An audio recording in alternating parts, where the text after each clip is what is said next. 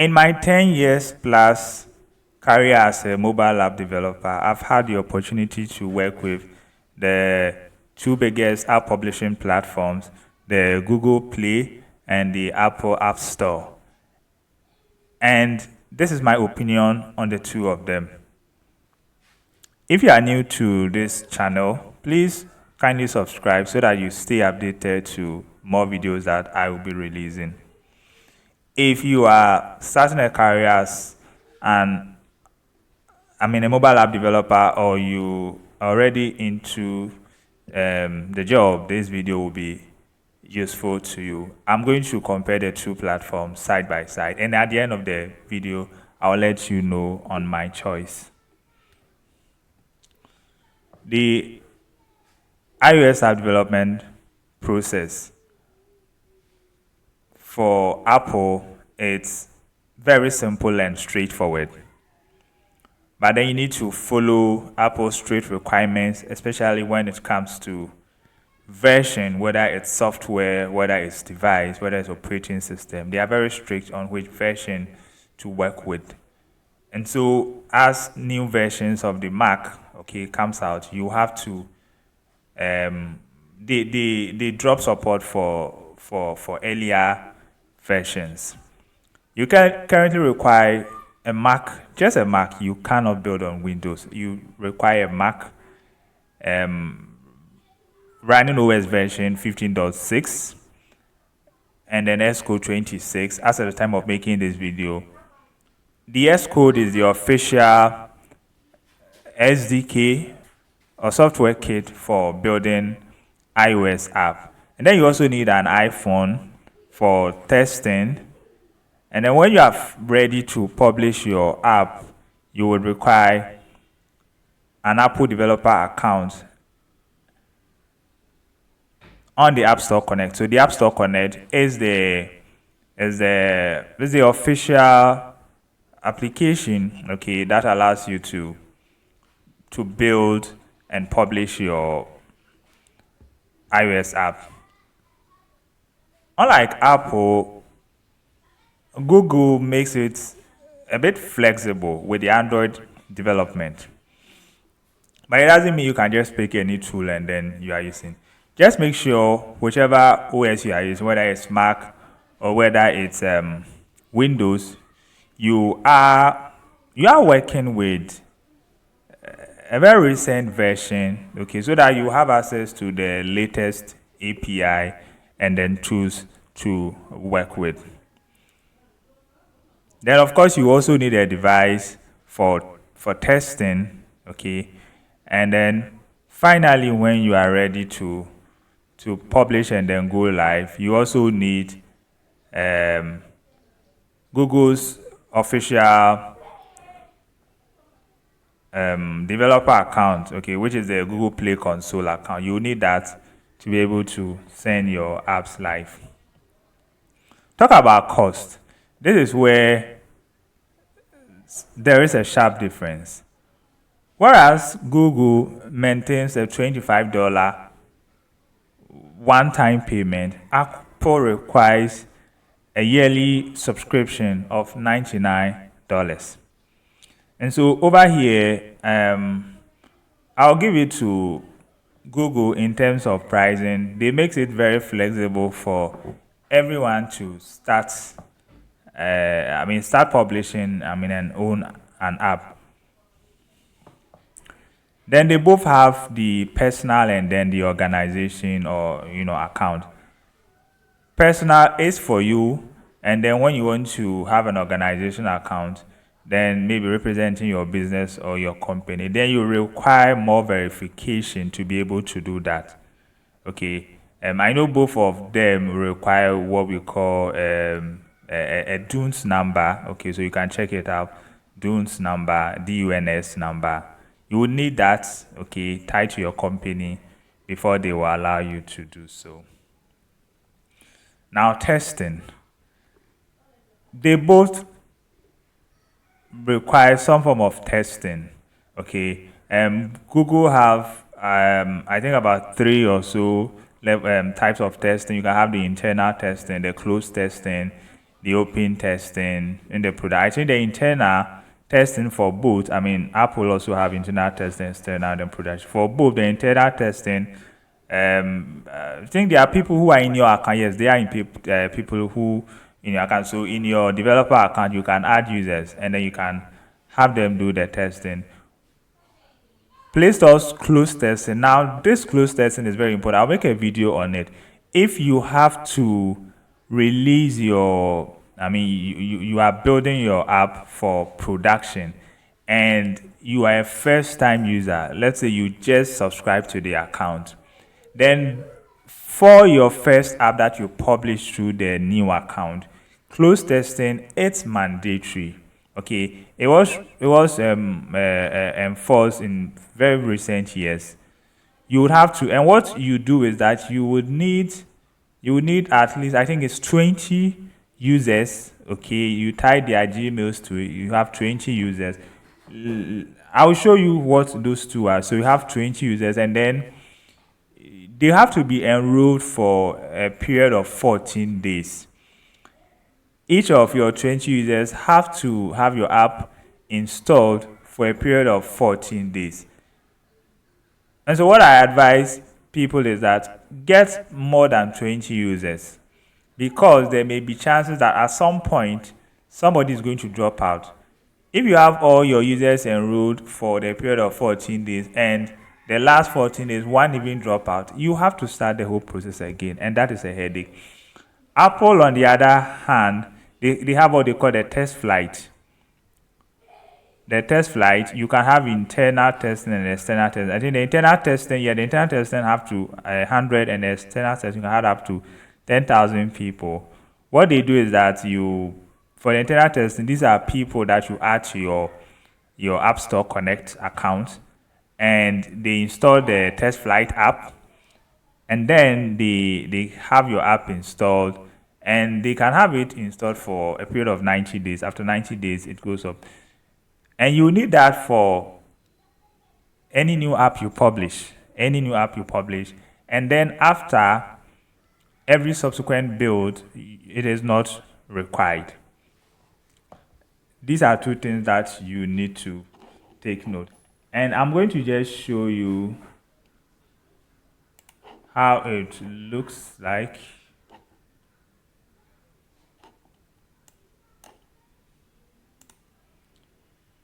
Okay, so this is the App Store Connect, and then this is where you have your test flight. Okay, you have your test flight here. And over here too, on the Play Store, when you go to, okay, you select an app. And then you go to test and release. And you also have testing where you can have the various testing. Okay.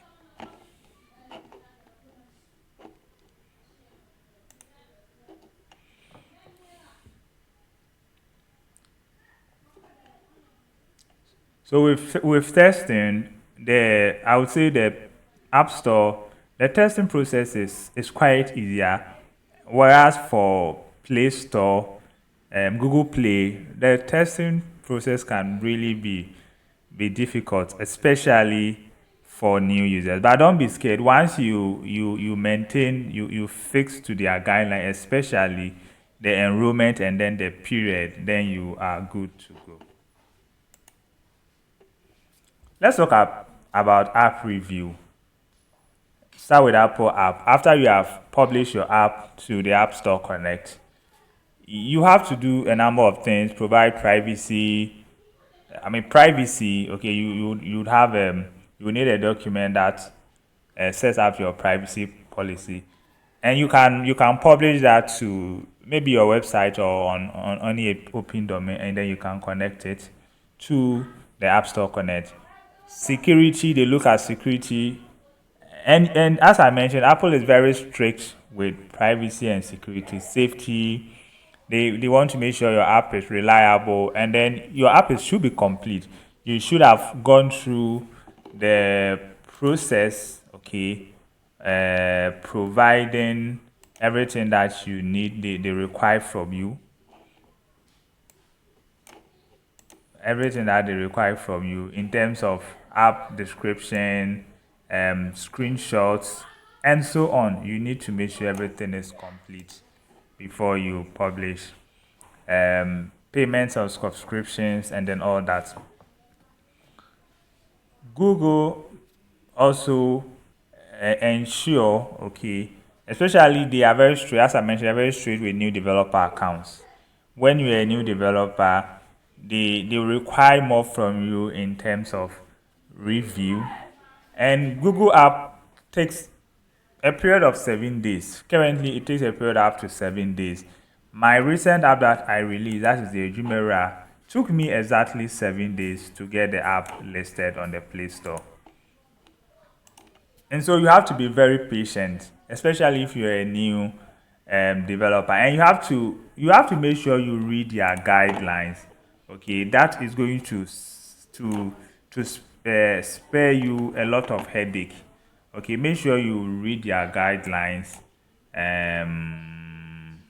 Yeah, read their guidelines, check their product updates. Okay, just know what is happening so that you always stay in line. Your app permissions, whether it's geolocation. I mean, the more with my experience with Google Play, the more permissions your app requests, the more features, I mean permissions it requests, the longer it may take for them to review your app. If you have an app which probably doesn't require permission, it wouldn't take long. But if you have an app taking recording using microphone, audio, geolocation, camera, then they have to review and make sure that it is in line with their guidelines.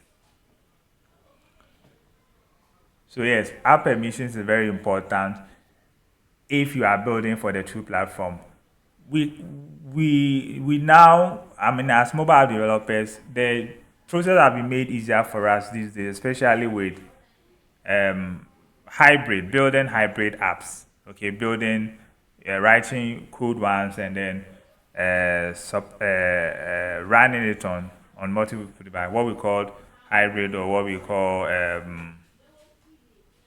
cross-platform development.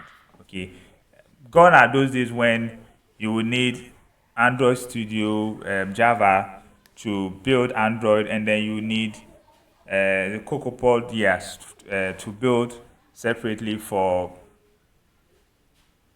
iOS app. Now the game has changed, and we even have Google jumping onto Flutter, which is now their a cross-platform or hybrid app development, which they are promoting a lot. React Native, Ionic, which I use extensively. And within these two platforms, you'd have to set their permissions differently. Okay, you build the same code for the two, but when it comes to how permissions are declared, you have Android to manifest, you have Apple, okay, having I'll just have to check it, just forgotten. They also have their own document which you need to edit to set the permissions separately. Requirements and technical requirements and keeping up updates. You need to ensure that both you update your apps as often. All right. A good app is not one that doesn't receive updates. You cannot just build your app and think that you have done all the job. No, a good app is one that receives updates periodically, and that is why even the biggest platforms like Facebook, YouTube, and stuff are always releasing updates. They prefer when you release updates continuously. What it means is that if you release updates continuously, then it means you are following up on your app. You are reading their policies, documents, just to ensure that your app always complies. So it is important. If you are not releasing updates or you are not keeping your account active, then they will take it down at a point. Both platforms allows you to release apps and paid apps, okay, or have in-app subscriptions where people can pay and unlock content. And so if you are thinking of going commercial with your app, then they also have that. Just ensure that you comply to their policy requirements. So in conclusion, Google Play is easier, okay, to enter financially, but the testing process is very rigorous, especially because they have a lot more apps released, okay, on their platform, because it is easier for people to afford the $25 and they don't have to pay again as compared to Apple that you have to renew yearly. And so this is also one key for you, especially if you are a developer taking projects or contracts. When the client says, I need an Android and then iOS version, then you know that whilst the development process is simple, especially with a cross-platform development, their policy requirements, even payments are different. So you have to consider that in mind. Please subscribe and like, and then follow me for more videos.